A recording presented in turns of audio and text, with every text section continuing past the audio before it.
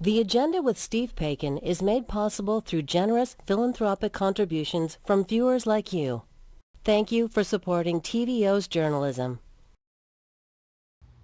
Tonight, what will it take to get more homes built in Ontario? Then, The Atlantic's David Frum on how Donald Trump is reshaping the U.S. and the rest of the world. That's next on The Agenda.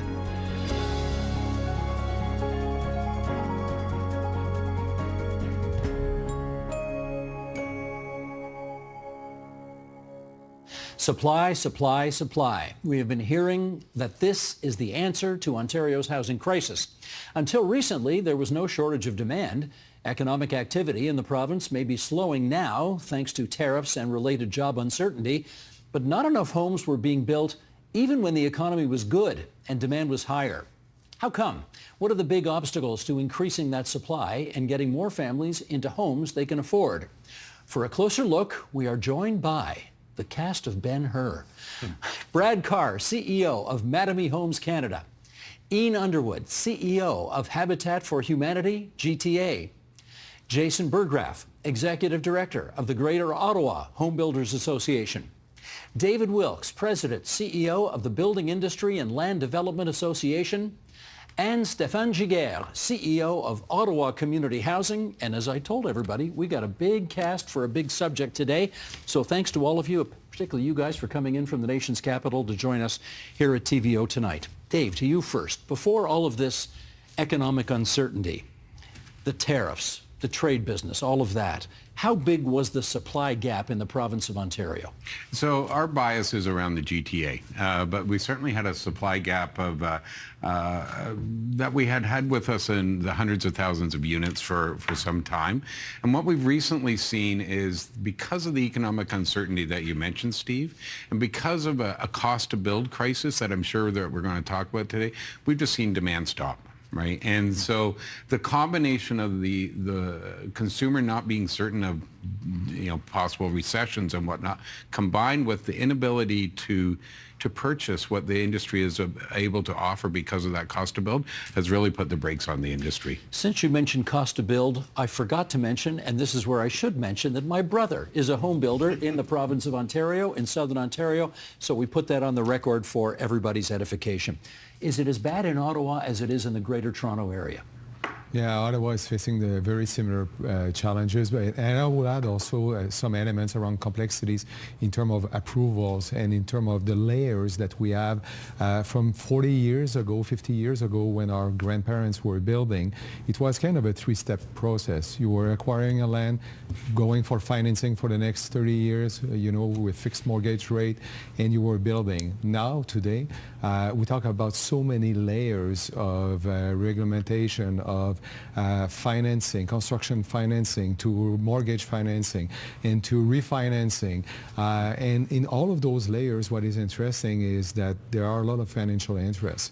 And it's important to recognize that we need to start thinking about looking at corridors or fast-track lanes so that we can start building and looking at those regulations not as obstacles, but as an opportunity to really create that fast-track lane to go. We'll come back on that issue of regs soon. Jason, you wanted to add? Yeah, just to add in that even just before COVID, Scotiabank put out a report on Ottawa and the supply gap, and we were already 20,000 housing units behind before COVID. And then it's just gotten worse. Ottawa, the city of Ottawa. 20,000 in Ottawa alone. Before, just to catch up. And I think Scotiabank put out another report as well on the below market affordable housing and said that in this country we actually have to double the amount of below market affordable housing that we have just to be at the G7 average. And so that's the other part of the supply conversation over the last few years. It's what kind of supply, because the market has disproportionately delivered supply that, at least in the GTA, we've ended up with a lot of supply of the very small 500, 350 square foot condos that people don't want, and not enough of the family size units that people want, and not enough of the below market housing that so much of the population needs. You're one of the biggest developers in this province. Are you guys moving any product these days? Well, we certainly are still selling, but we're not selling it anywhere close to the rate that we'd like to. And while we build a lot of houses here in the GTA and in Ottawa, we build right across North America. And one of the things that we really like to highlight to anyone here in the province who will listen is this is the most difficult jurisdiction in North America to build homes. Ontario? Ontario. The fees are the highest and the approval timelines are the longest of anywhere we build. Can we put this graphic up at the top? Greater Toronto Area municipal approval timeframes. Okay, here we go. Barrie, 11 months. Whitby, 12 months. Oakville, 14 months. Brampton, 14 months.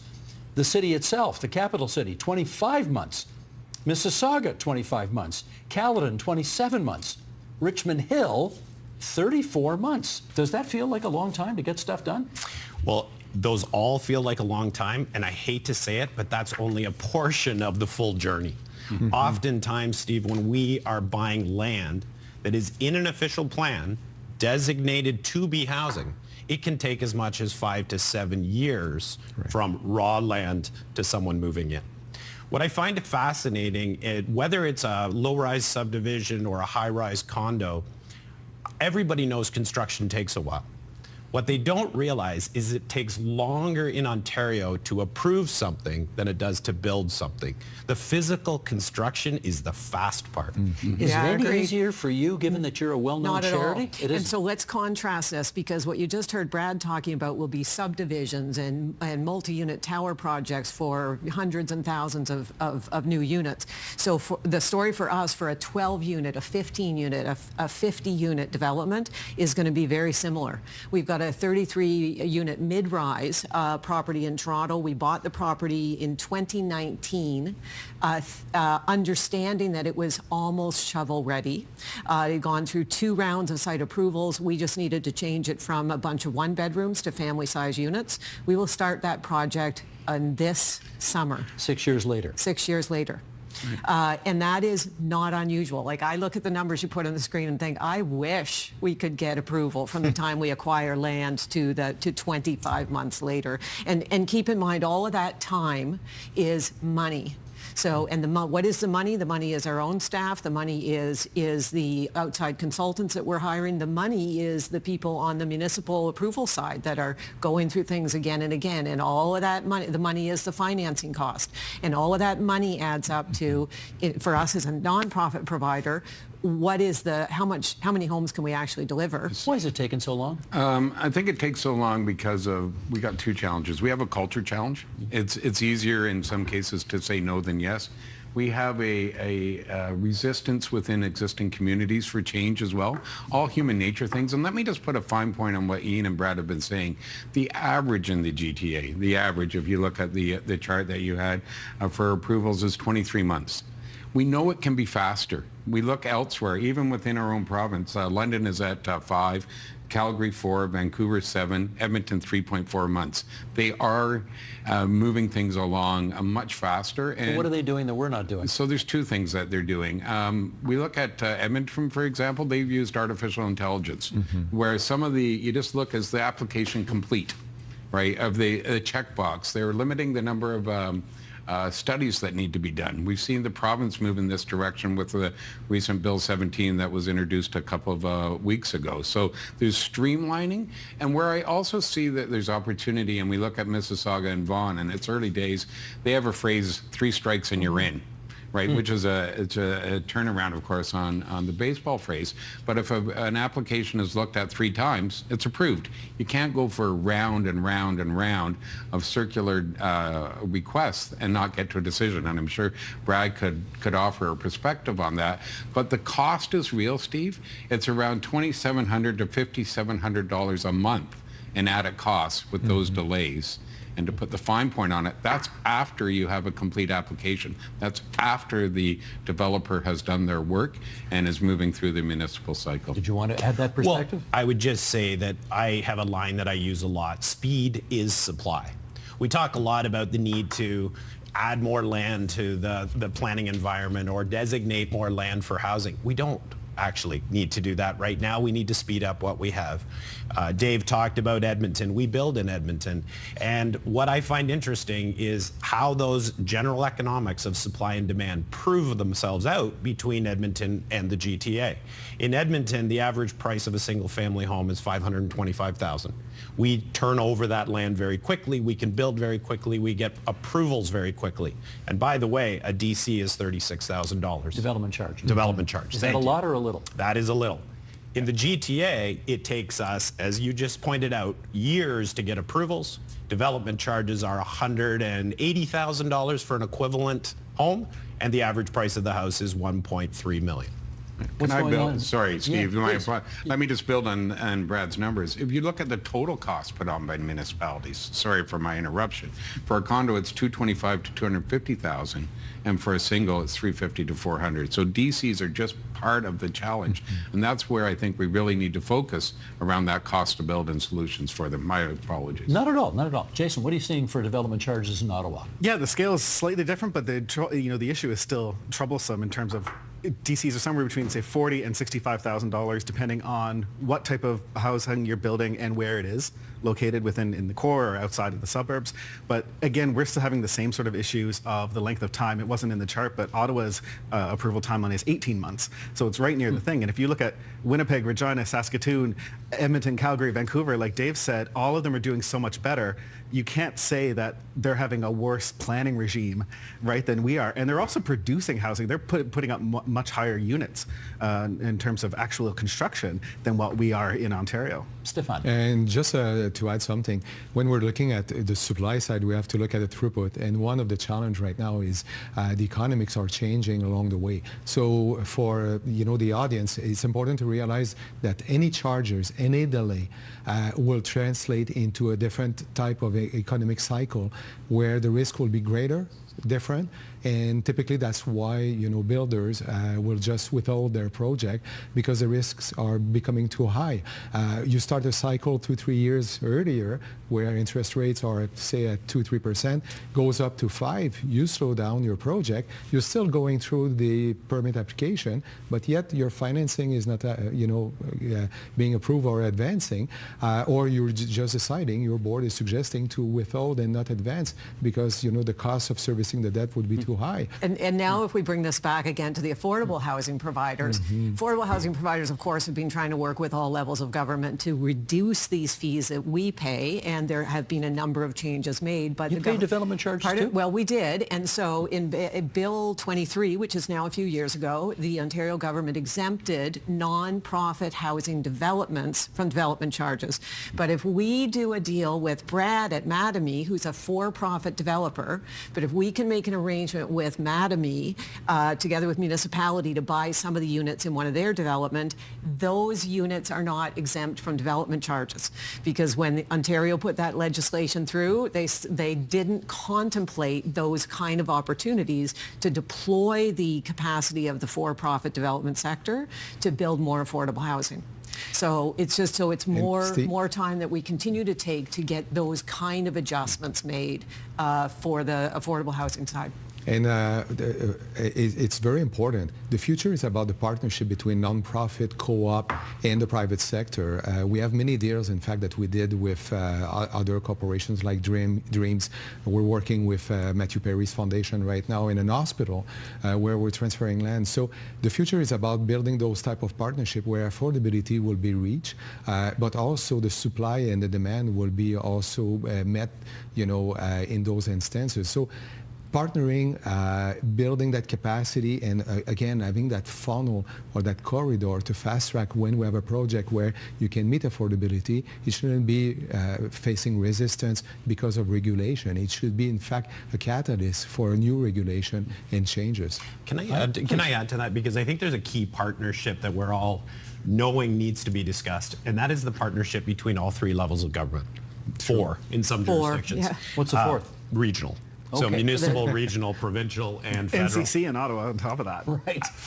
I think that what is unfortunate about, or the challenges of unlocking the housing supply in this country is oftentimes the different levels of government are at odds with what they're trying to accomplish. And we need each level of government to participate. We're very encouraged by the fact that the federal government is finally entering the housing conversation. They've announced some really exciting ideas through their platform. We need to quickly see those become policy. But then what we need, or what we perceive we need from our lens, is everyone to stay in their lane. It's when government kind of works at odds with each other and instead of complements each other that things slow down even further. Can you give me an example of how they don't stay in their own lane and how that has an adverse impact? So Bill 23, we'll go back to that. There were some parts of that were designed to really speed up the municipal timelines. What the municipalities did in response to that is, or many of the municipalities, I shouldn't assume everybody's the same, but they basically said, okay, if we have to do that within that time frame, we're going to go add this policy over here. So they put a pre-approval process in front of the process that they were told to speed up. Okay. I have heard people talk about inflation, and then I have heard them talk about housing inflation. And they are two very different things. And again, we're going to bring another chart up here because we want to show you what construction inflation over the past 6 years has been like.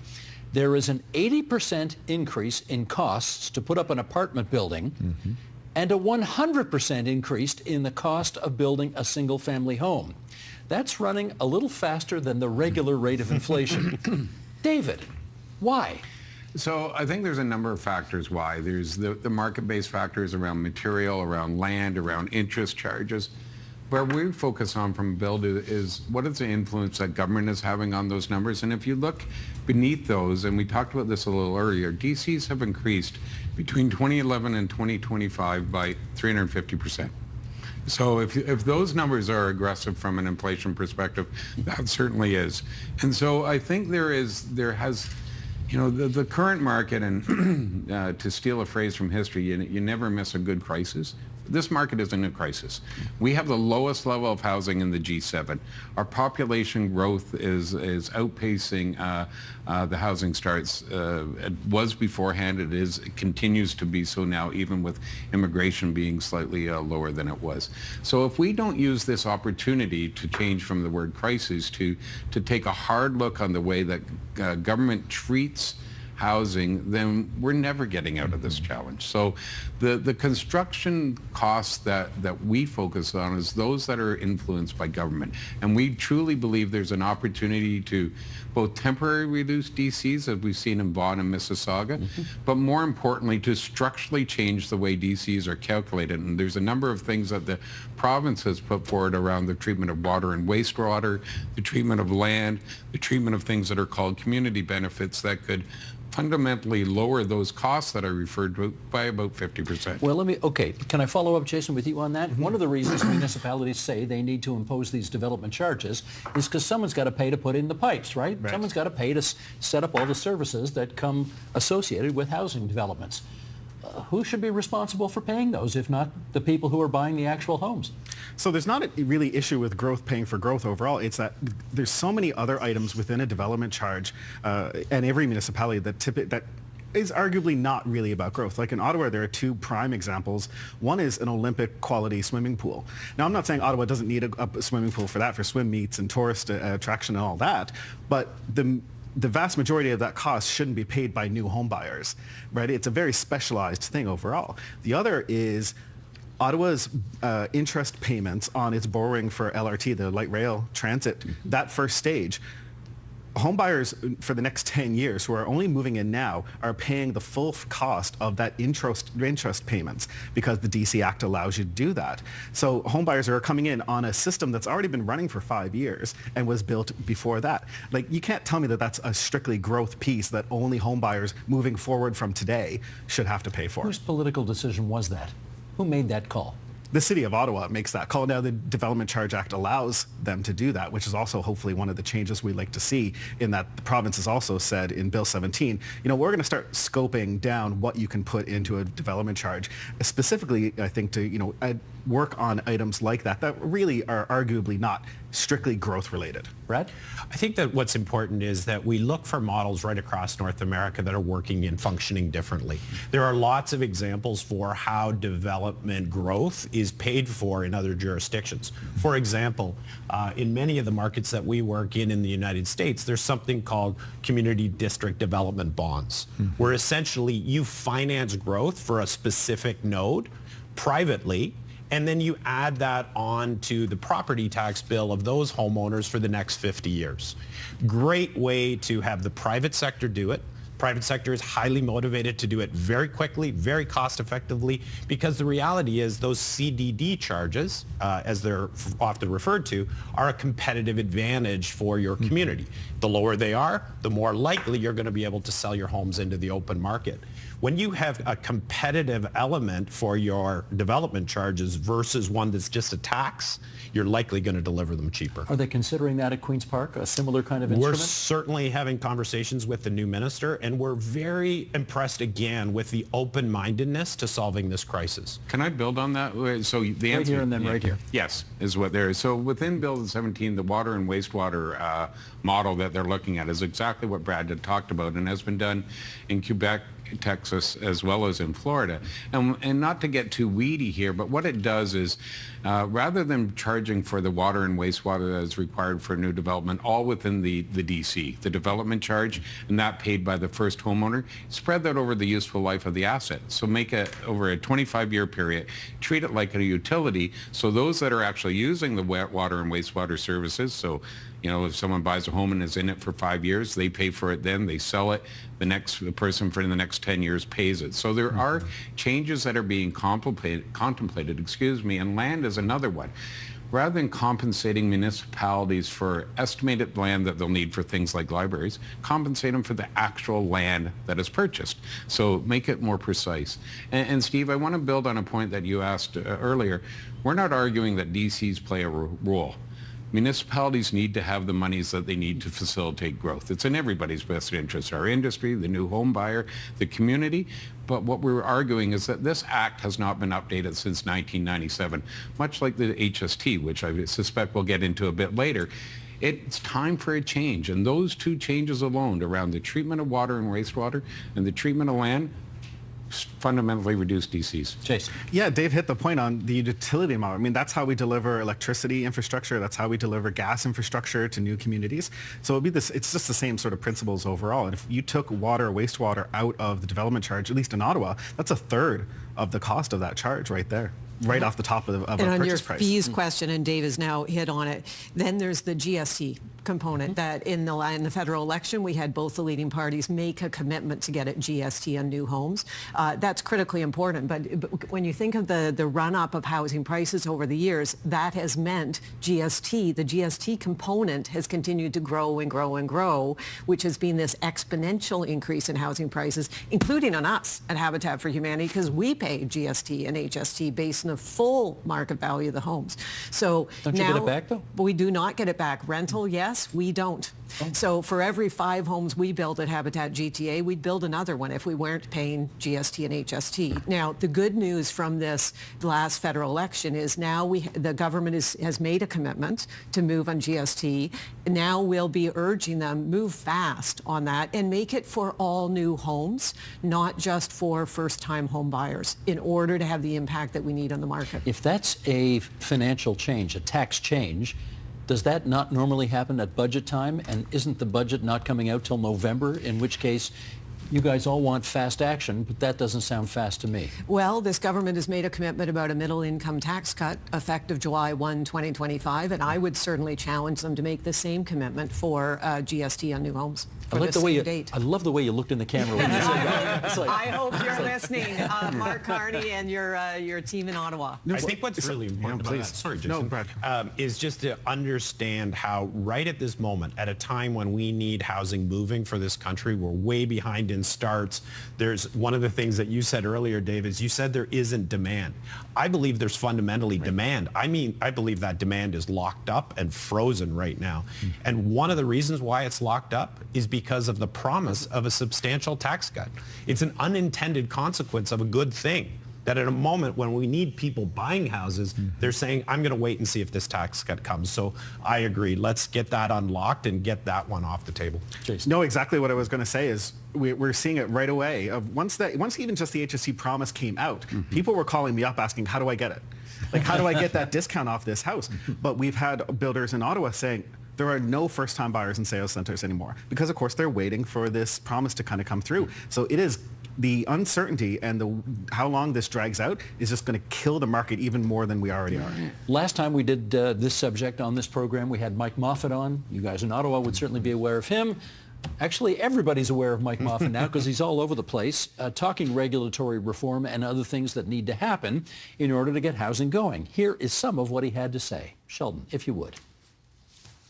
A lot of it has to come with sort of right-sizing our regulations. We've seen, we talk a good game when it comes to density, but, we're not kind of allowing the sort of family-friendly density we need. We need changes to building codes. A lot of the great, small apartments that we love when we go over to Europe aren't legal here. We need to change that. I think one of the biggest things that we need to change is development charges and taxes, which can take up about a third of the cost of constructing a home in the GTA. Okay, Stefan, we've mentioned some of those things here. Anything else you'd put on the list of regulatory reform? Yes, affordability, because everything that we're talking about, any layers that we want to remove, right now is playing against affordability across the spectrum. And it created, Brad, you touched on it, that gridlock effect that I call in every segment of the market. You own $1 million home, you're not selling it because, if you're selling it, you may have to reduce, your square footage to get something that is more expensive. And then, you go down and you have renters that they are not able to rent up because, people are not moving to home ownership. And then you have the people that they are in a deep affordability that they were waiting also to move in terms of to habitat to amenities or to a rent that would be affordable somewhere, but now you have to move elsewhere from the GTA, the core downtown of any areas like in Ottawa. People are moving an hour away from Ottawa to find affordability. The same in Toronto right now. So it's creating a lot of pressure on the transit system. It's creating pressure also on the families and in terms of all of the services that you need to build because you need to service now those areas that they are way away from the core downtown. Let me raise another factor here if I can, an acronym you all know and love. Dave, NIMBYism, not in my backyard. Never heard of it. Yeah, I'm sure you haven't. How much of a factor is that at play here? I think that's always going to be a factor. I think it's part of the what we have as a communities that people resist change, whether it's new housing development, new roads. It really is something that is just part of who we are, I think. I think where it becomes a factor is when it's responded to in an exaggerated way. And we see this mostly at the municipal level. It leads to some of the changes the delays that we've talked about earlier, where local councillors, and I want to be honest and fair, but it's easier to respond to somebody that's living there as opposed to somebody that wants to live there. So it is definitely a factor. I think there's a change and a recognition, though, without new housing, we are affecting the economic strength of our communities and the social fabric. So hopefully we will see some more courage out of our local politicians in order to balance the needs of existing. Well, it's not just local politicians. I've heard the Premier say, look, there's no way we're putting fourplexes up in residential neighborhoods. Can I that kind of densification is necessary, isn't it? Yeah, 100%. And I'll just jump in and really double click on what you said, Dave. To solve a housing crisis, you actually need to focus on home seekers, not homeowners. Our entire system is designed to give an amplified voice to those who already own a home. And we need to change the conversation, I believe, in Canada to where we're really focusing on our kids, our grandkids, and thinking about those people who are coming who will be priced right out of the housing market if we don't add supply. But they don't live in a politician's riding right now. Today. And I think the last time I checked, the best way to get reelected is to think 4 years at a time, not decades at a time. To solve a housing crisis, you have to imagine things that need to be put in place today to ensure the health of the country in 10 years from now and 20 years from now. Yeah, and I think, so I do think we're making some progress on NIMBYism, and some of that is being through regulation, like in Bill 23, the change that was made that if you're building anything that's 10 units or less, you can go straight to build permit, you don't need site plan approval. So that's a small thing that changes it. So I think we're making some progress, but I think Brad has put it exactly right. We need to shift this to be future home occupants. But in Mike's comment that you had earlier, he talked about the increasing regulation. And Dave and I were on the Ontario Housing Affordability Task Force a couple of years. One of the things that we pointed out in that is that the Ontario Planning Act, which is the act that kind of sets the general framework for anything that gets built, in 1970 it had 17,000 words. In 2020 it had 96,000 words. How many good ones? And that's only one of the acts that prescribes the work we do on the ground to build homes. And so that then translates into all these personnel that are working through all of those words and regulations. And as was referred earlier, the conflict that creates between all the different people and the lack of coordination is also what slows things down.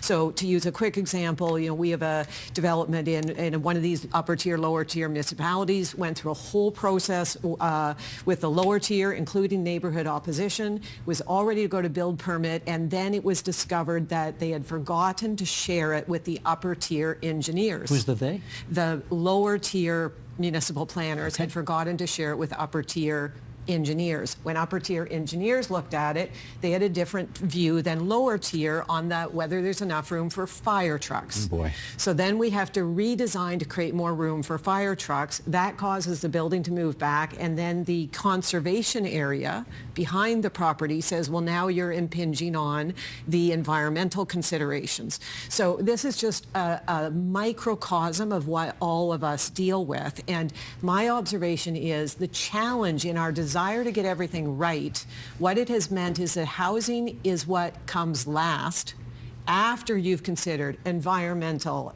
transit, traffic, neighborhood character, historical, after every possible other consideration is taken into account, whatever little piece is left is what you get to build. And that's not the way to respond to a crisis. Speaking about whatever little piece is left, we have a minute left. So Jason, let me go to you on this.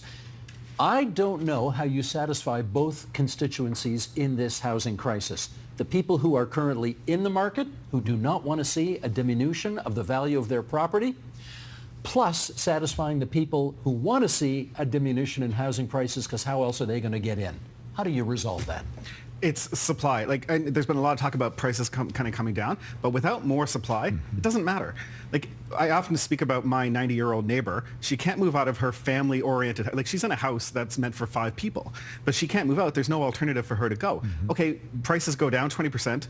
What odds? That dynamic hasn't changed for her. She still doesn't have anywhere else to go. So it's really supply, supply, supply. Like you said, right off the top, that is the thing that's going to change the equation. Stefan, and I will add to this the right type of supply, because we're seeing also larger families where 4 or 5 bedrooms is a requirement, and we're one of the rare one in Canada building right now in that type of model where typically you will have seen 2, 3 bedrooms, and clearly we need to adapt also to our demographics and making sure that everyone together, and this is where partnership is very important, where the economic models are there for the 2, 3 bedrooms, and the nonprofit and the co-ops and the housing sector can be there to service the specific need that some families have in Canada. Mr. Director, can I get a wide shot, please, as we thank all 5 of you for coming into TVO tonight and helping us out with this. Thank you very much. Thank you. Thank you. Thank you. Thank you.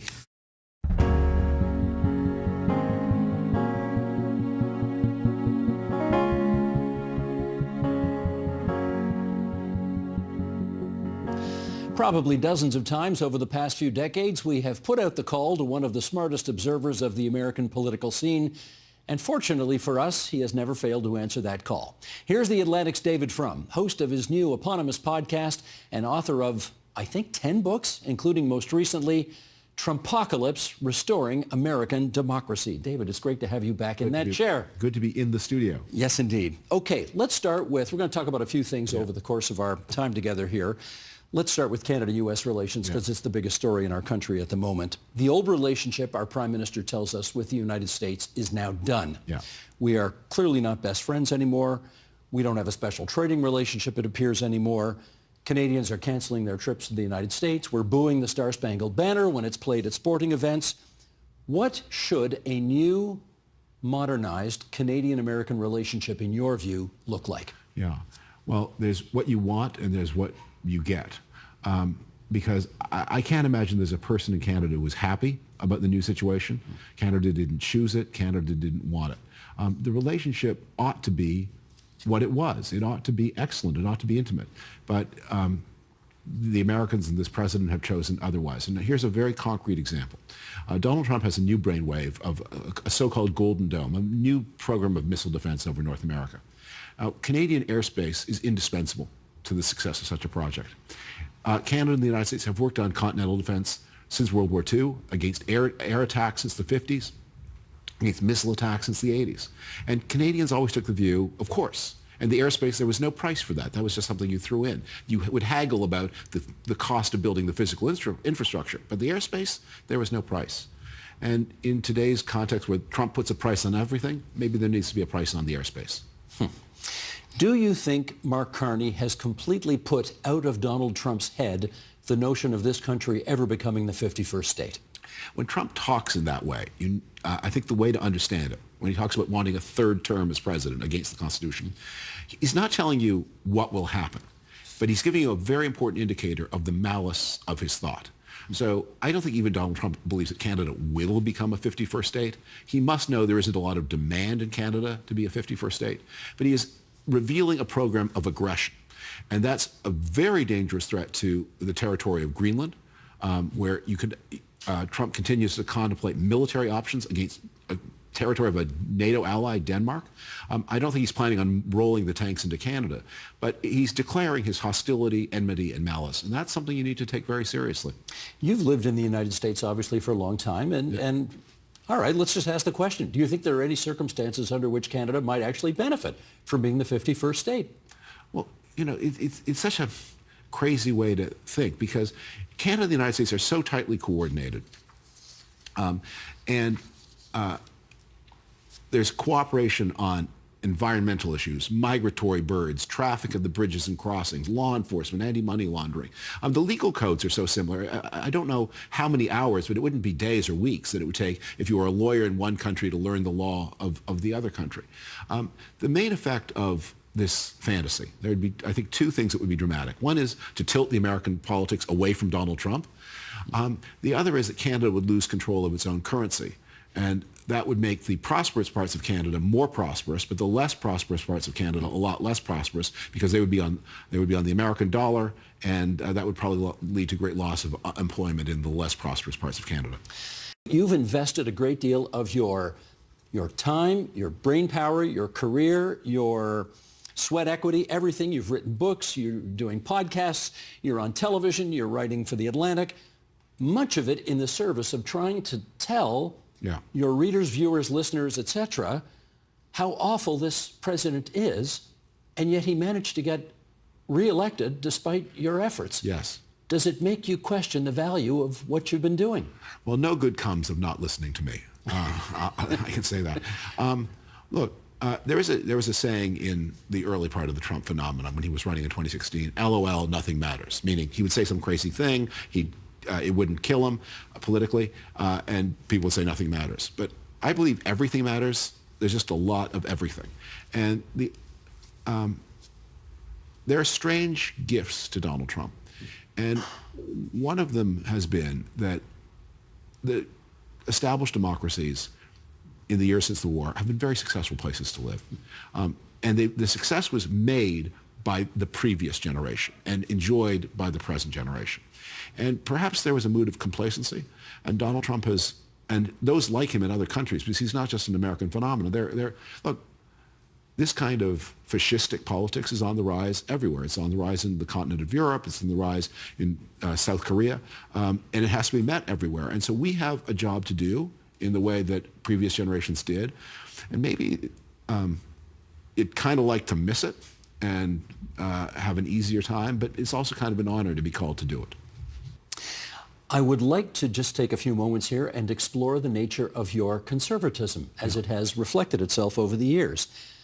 I remember in the days when you were writing speeches for George W. Bush, and we would occasionally have you on this program, we would catch HE double hockey sticks every time we had you on. Yeah. It's funny, we don't get that anymore. People seem to be okay with you more nowadays. You used to, back in the day, write books with titles like An End to Evil, and your conservatism seemed pretty muscular.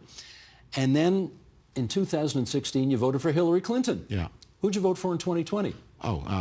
I have not cast a Republican ballot since Trump has been. So Biden and Kamala Harris. Yeah. And I also, I don't believe in these sort of luxury boutique ballots like you write in your dog. It's a binary choice in the United States. Canada is a multi-party system. The United States is a two-party system. So if you reject one, you don't want to just subtract one vote from one column. You want to add the vote to the other column. But I've definitely changed my mind about some things over the years, for sure, and I've written about that where it seemed relevant. But other things I haven't changed my mind about. But the nature of politics is it's an exam where the question keeps changing. And so people find themselves in different alignments, partly because they change, but more because the circumstances change. I mean, politics is the business of finding collective answers to collective problems. The collective problems in one 20-year period are going to be different collective problems from the collective problems in another 20-year period. And one of the things that has been very true in the Trump years is a certain kind of conservative, those of us who believed in American leadership, in the muscular, if necessary, military defense of democracy against its threats, in free trade, in markets,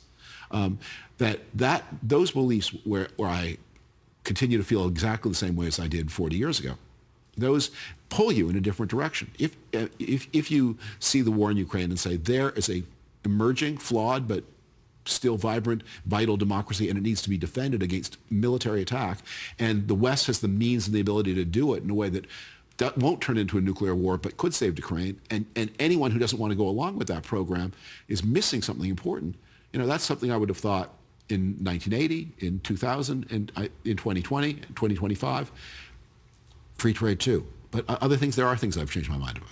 Well, I do remember at, I think, one of your book launches in Toronto, your former senator's sister got up and said, my brother's getting in touch with his inner moderate these days. Yeah. And that got quite a good laugh. Yeah, but it's also true that you can be a little bit, depending on the question, you can be lampooned. Like when I was in the George W. Bush White House, there's a paper, it will show up someday in the archive search. I don't actually have a copy of it anymore, to my regret. But one of the things before 9/11, we were looking at what should be on his agenda. One of my big I wrote a long memo about the importance of improving conditions in American prisons. I'd spent some time in prisons, not as an inmate, but it always struck me as crazy. Like, why is the food so disgusting? Why is there no policing and protection of inmates against sexual abuse? Why can they, if those who are there for extended times and if they have their relationships, why can't they have a visit from their partners and have a conjugal visit? So I wrote, and Bush was quite interested in this idea. Now 9/11 overtook it, but that was something I thought about in 2000 and 2001. I've always had environmental interests. I was a proponent of vigorous responses to climate change and carbon. I wrote a book about that before the Great Recession. So but sometimes some things are to the fore and other times other things are to the fore. Let's do a little walk down memory lane here, shall we? 15 years ago on this program, Barack Obama was the president at the time, and we talked about how you thought the Republicans could potentially deprive him of a second term. Yeah. Sheldon, if you would. You have to understand the Obama method. The only way to beat him is to be more reasonable. And what is instead happening on the right is that we're having this explosion of anger theater where you have these talkers on the radio and TV who think that their job is to get their shrinking minority of supporters ever more agitated against Obama. Meanwhile, Obama is soothing and placating a larger and larger center of gravity in the country. You have to be more like him in order to defeat him. More like him to defeat him. Yeah. That was 16 years ago, actually. That was good advice.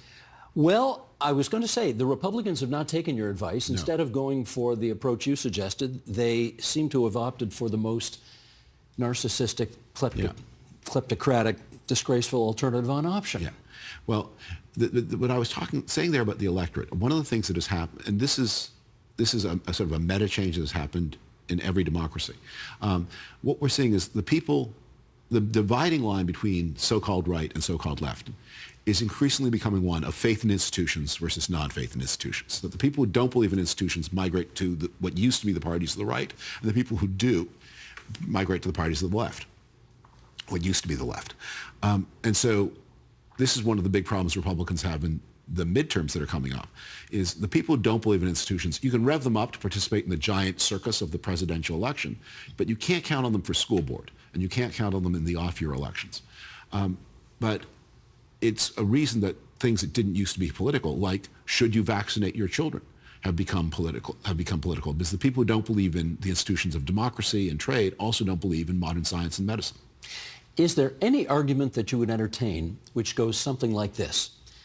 The old Republican Party that you preferred did get involved in too many foreign wars. Mm-hmm. It was too close to, I was going to say Bay Street, Wall Street, at the expense of Main Street. It did not give much voice to the people who considered themselves voiceless. And Donald Trump has come along and changed those aspects of the party. You prepared to give him any of that?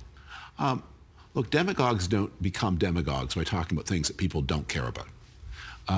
And that I think there is some truth to each of those critiques. But the question of politics is, are you trying to solve those problems, or are you trying to use those problems? So on the question of the care and concern for the ordinary person who's not super wealthy, Trump is going to abuse them. I mean, the tariffs are an abuse. This pending tax mess that the Republicans look like they are about to pass as we speak, it may fail, but which is a massive redistribution from poorer to richer. The tariffs are a massive redistribution from poorer to richer, joined to cuts in Medicaid that are going to leave millions of people uninsured. This is not exactly a program for the everyday person. Trump tosses them stupid and empty promises like no tax on tips. I don't know that there could be a more insulting thing. We're going to tariff you, we're going to take away your health care, but here's a tip. And you know what? No tax on your tip. There you go. See, spend it wisely, my good man. I mean, it's just a repellent way to do things, and condescending. But yes, there's some truth to the critique, but there's no truth to the response. What would have to happen for the Republican Party to become more like the Republican Party of before, or that you would like it to be? I don't think that's the way politics are going to go. I don't think things return. Everything is always new. Everything is always in flux. The one law of politics is constant change. So, and I make a lot of my predictions about what's happened in American politics by doing comparisons to other comparably developed countries. So I think I think the loss of faith in institutions is a general trend. It's not a good trend, and it's not a reasonable trend, but it's a trend. And where that trend is broadly based across a lot of countries, and you can see those people are flowing into the parties of the right. Mm-hmm.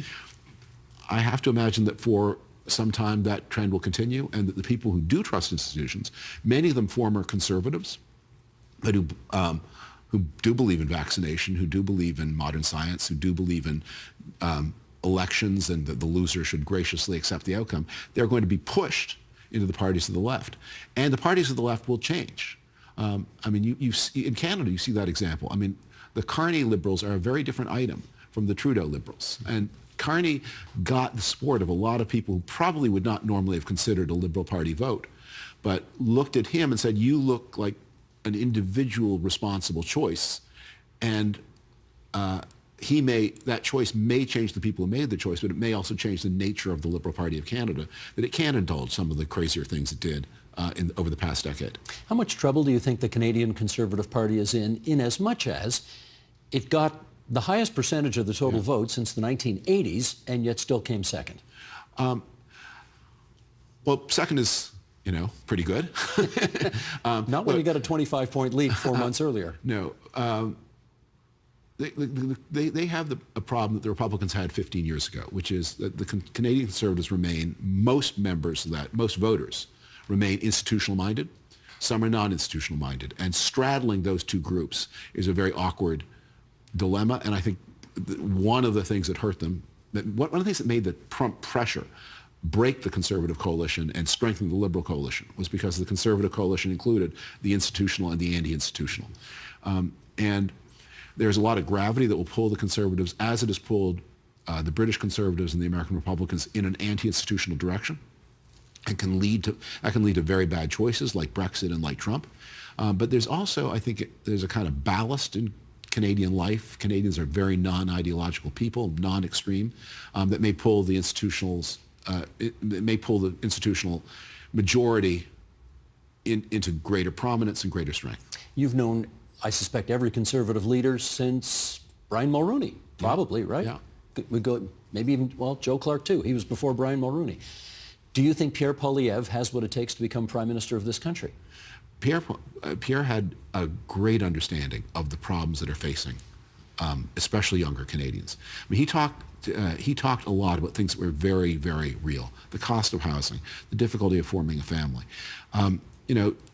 It should be possible for, people don't ask for the moon, but they ask for reasonable things. I want to fall in love. I want to have a family. I want to have a house. I want to raise them with some security. I want to see things gradually getting better and better.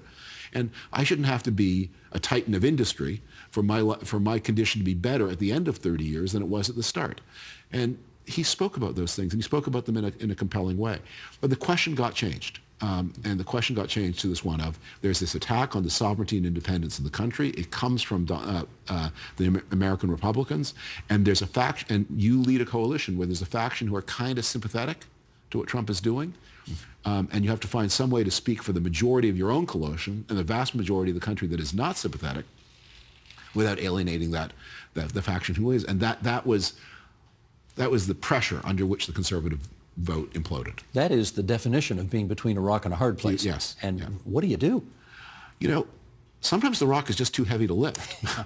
Sometimes you are defeated by problems, and the political obligation then is to say, your supporters have to say, are you the man to come back from this disaster?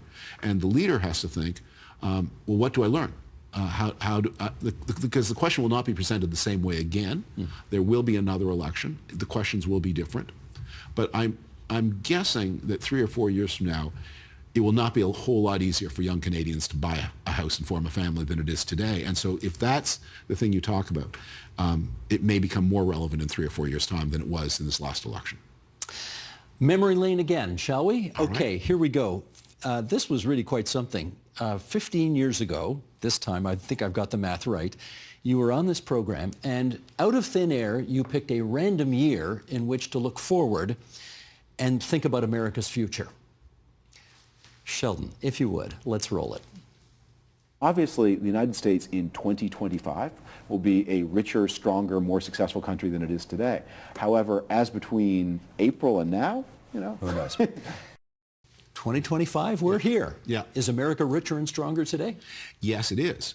And what year was that taken? That was 15 years ago. Okay, 2010. Yeah. Okay, so America's share of the planet's output is higher in 2025 than it was in 2010. In 2010, we were counting down the years until China would overtake the United States as the world's largest economy. In 2010, most people, if I remember right, would have guessed that will happen by the 2030s. I think today in 2025, most people say it's not going to happen before the end of the century, if then. So the COVID, there was a trend here anyway, but COVID accelerated. The American economy came out of COVID like a rocket. Everyone else's economy faltered, including the Chinese economy. America met the COVID test, others did not. Inflation was the unfortunate price for meeting the test. So that's all true. If you pull up the tape 15 years from now, what we will ask is, but given this extraordinary achievement, given the strength, the terrible choice of leadership the United States made in 2024 raises questions about whether the trajectory will continue. Because Donald Trump's tariffs are going to make the American economy less efficient. His reckless fiscal policy, massive debt, is going to make the American household less wealthy. His alienation of allies is making the United States more isolated in the world. lack of attention to problems like climate and the public health of individual Americans means that the world could be a poorer and sicker place, and Americans are, of course, part of that world. So choices made today, let's see how we are in 15 years. I do believe in the strength of American institutions, the dynamism of the American economy. I think Canada has benefited from its intimate relationship with the United States, but the choices being made now are so bad and not so easy to reverse. Well, let's finish up on that. America, for whatever reason, seems to have a great fascination these days with electing people who are in their 70s and 80s to take on their biggest jobs. Who is in the next generation that intrigues you? Intrigue in a good way or intrigue in a bad way? Well, let's start with a good way. There has been a tendency toward aging politicians. And frivolously, I'd say, part of that is the end of smoking. I mean, politicians used to be removed from the scene whether they liked it or not. Part of it has been the way the American fundraising system works, is that politicians why can no one replace Chuck Schumer as leader of the Democrats in the Senate? Because he's built over a lifetime a fundraising network that is not so easy to match. And people want to rival him. They have not built a network over all those decades that he has built.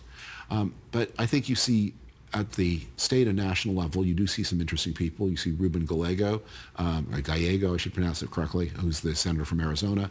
You see Andy Beshear in Kentucky. The biggest problem for the Democrats is their talent or their stars tend to come from deep blue states who have never faced a true general election challenge. And so this is what happened to Kamala Harris. She was like a college football star who's then brought into the major leagues and didn't know, wait a minute, they never hit that hard in college, because she had been campaigning in California, where she'd spent her whole life in California, where the problem was to be a moderate Democrat and hold the left at bay. She had never had to worry much about anything to her right. And when she did, she had no reflexes.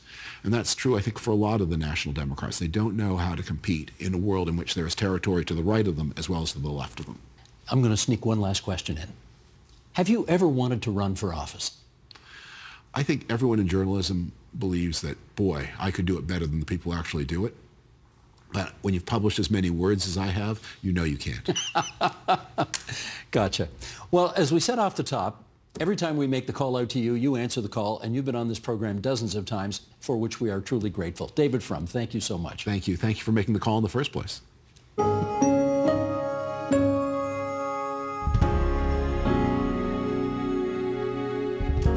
And that is the agenda for Tuesday, May 27th, 2025. Tomorrow, we'll debate the merits of building a spa at Ontario Place, and we hope you can join us for that. I'm Steve Paikin. Thanks for watching TVO, for joining us online at tvo.org, and we'll see you again tomorrow.